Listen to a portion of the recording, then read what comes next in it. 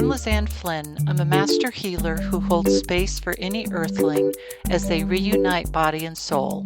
I am a bridge for relationships between all species so that the heart bond becomes stronger, deeper, and more loving. I serve in the roles of animal communicator, medium, and medical intuitive, and I use the tools of shamanic journeying and soul retrieval to support all earthlings in their recovery from past trauma. I'm certified as a canine massage therapist and Reiki master teacher.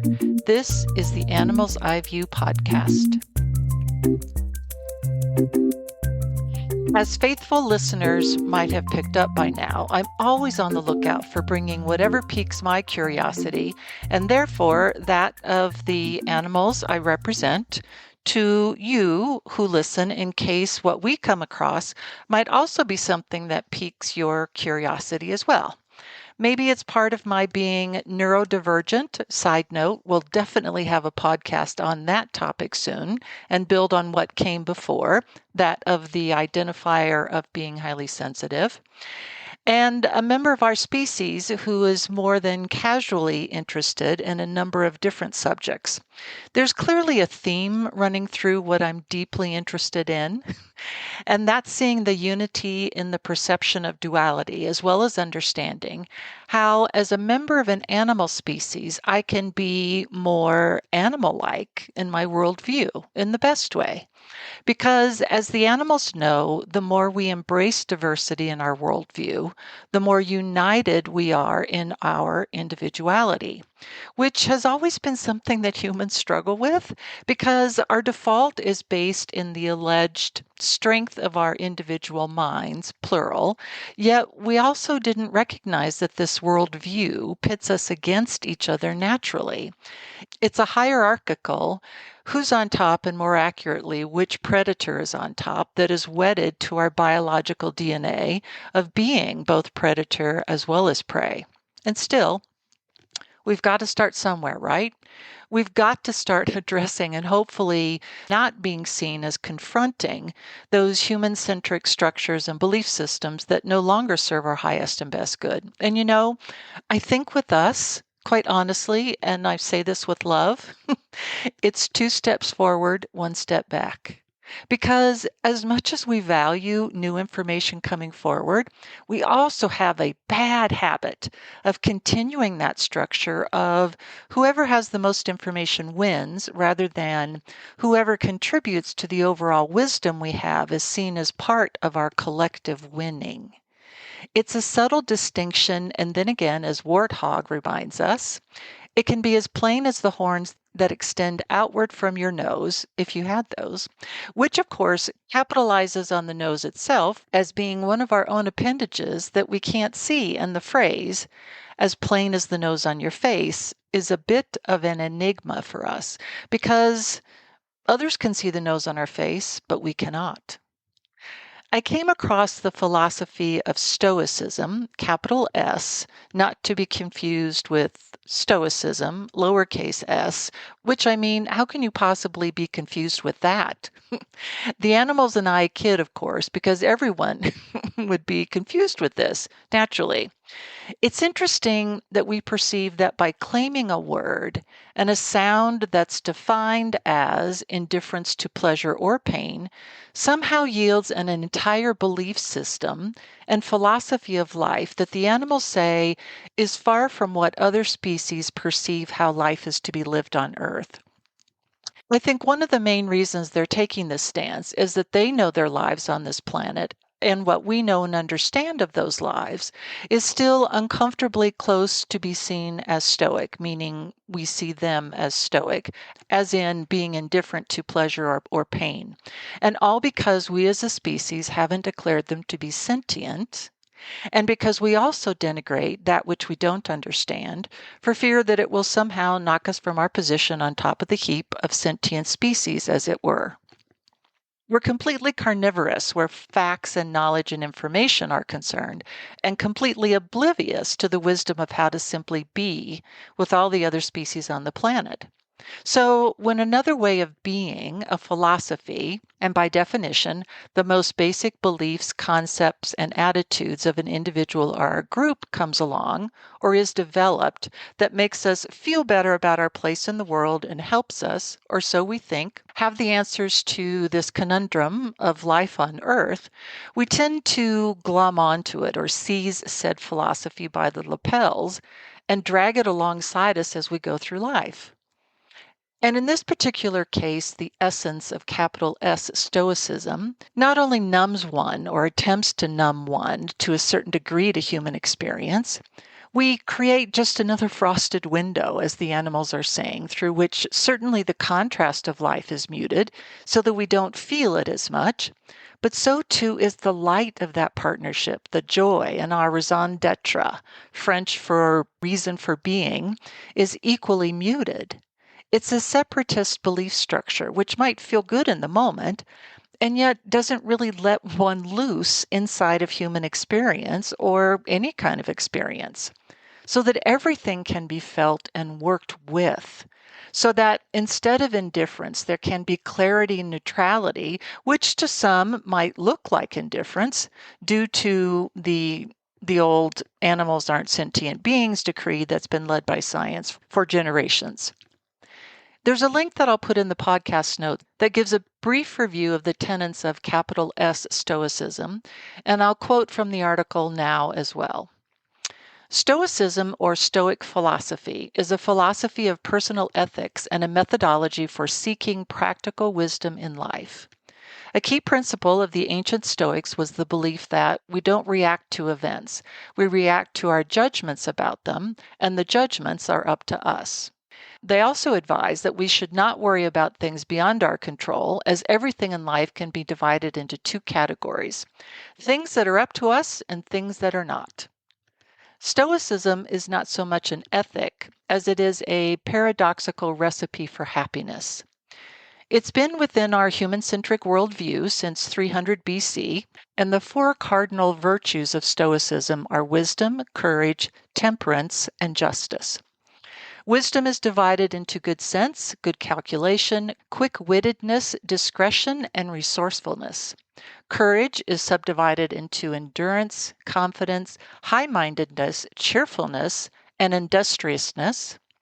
Temperance is subdivided into good discipline, seemliness, modesty, and self-control. And justice is subdivided into piety, honesty, equity, and fair dealing.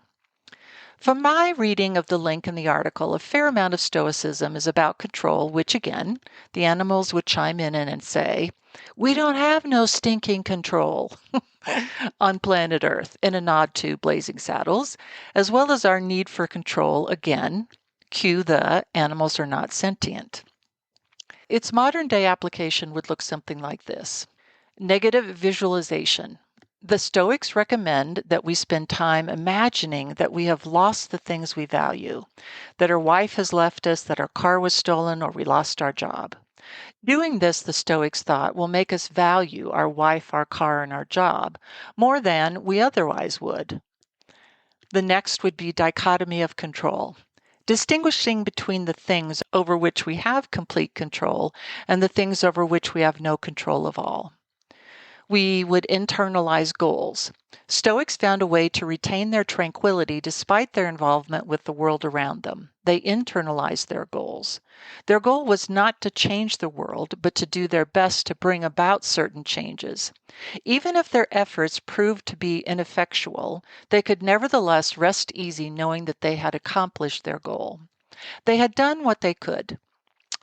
Fatalism towards the past and the present. The Stoics advocated for fatalism toward the past and the present. There are things you can change and act on in the future. The past has already happened, it can't be changed. And you don't have complete control over the present in this very moment. Self-denial. As an extension of negative visualization, besides contemplating bad things happening, we should sometimes live as if they had happened. Stoic meditation as the final one, regularly assessing your own progress in your practice of Stoicism. And finally, this link would say, what Stoicism is not. Stoicism, uppercase S, is not the same thing as Stoicism, lowercase s. This causes confusion in that people often wrongly think that Stoics seek to be passive and unemotional. Stoicism was not an elitist philosophy only intended for powerful Romans, and heads up, it's still practiced today in the modern world, and apparently fervently so. It was embraced by people from many different walks of life. Stoicism is not an individualistic philosophy focusing only on self-discipline. It focuses on the social responsibility of loving one's neighbor, forming virtuous relationships, and helping others. And the animals would be the first to say that the discipline of self is key, yet they would make their way to that in a very different manner, which is, naturally enough, through. To quote from the poet Robert Frost, he says the best way out is always through. And I can agree to that, or insofar as that I can see no way out but through. Because it is in all beings self-mastery of choosing our thoughts and of choosing how to respond to the emotions our bodies give to us that can self-determine our path on this planet. It's not through imagining what could go wrong. It's how one responds to what is actually going wrong and learning how to be flexible in the face of these incredibly powerful emotions that threaten to bring us to our knees with their depths and excruciating clarity. And I think Frost kind of sort of left the door open for Stoicism at the end of his quote by this last, as that I can see no way out but through. Most human-centric belief systems are like escape pods launched from the minds of humans, so that the contrast that so clearly illuminates the stars that shine all of the time can be seen. We continually seek the least painful way out, and yet even that, the least painful way, is not something the animals seek. It helps if we look at seeing something through, so to speak, and leaning into the realities of our present that will bring about the very things that we seek, like, for instance, abundance. How many times do you think Osprey dives down to the surface of a lake in an attempt to get food for itself? Talk about living on the edge. There are no stinking grocery stores for Osprey. There's just the wild and the leap into the hunt as a predator for prey that is still within the unified duality of abundance being all around them. How many times do you think fish that swims under the surface of that lake seeks shelter while constantly worrying about osprey flying overhead and whether today might be their last day in fish experience on planet Earth? Again, talk about living on the edge and seeking to go through this cycle of life and death partnership. There is no stinkin' living fear-free for fish if they are going to thrive and pass their wisdom on to the next generation. They must swim free and explore their environment and feed themselves and have young just as the osprey must do.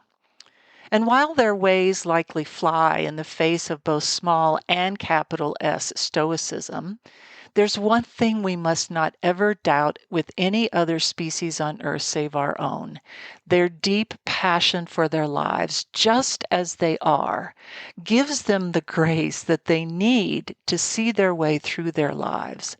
By feeling fully and deeply and embracing every single seeming contradiction as if they have no better way to be, because they don't. And frankly, neither do we. And at least that's how the animals see it.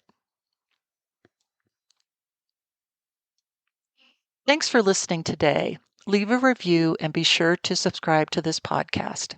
I offer all new clients a free 15-minute consultation. To schedule online, go to lizanneflynn.com. Come and find me on social media: Facebook, X-Twitterverse, Instagram, and LinkedIn.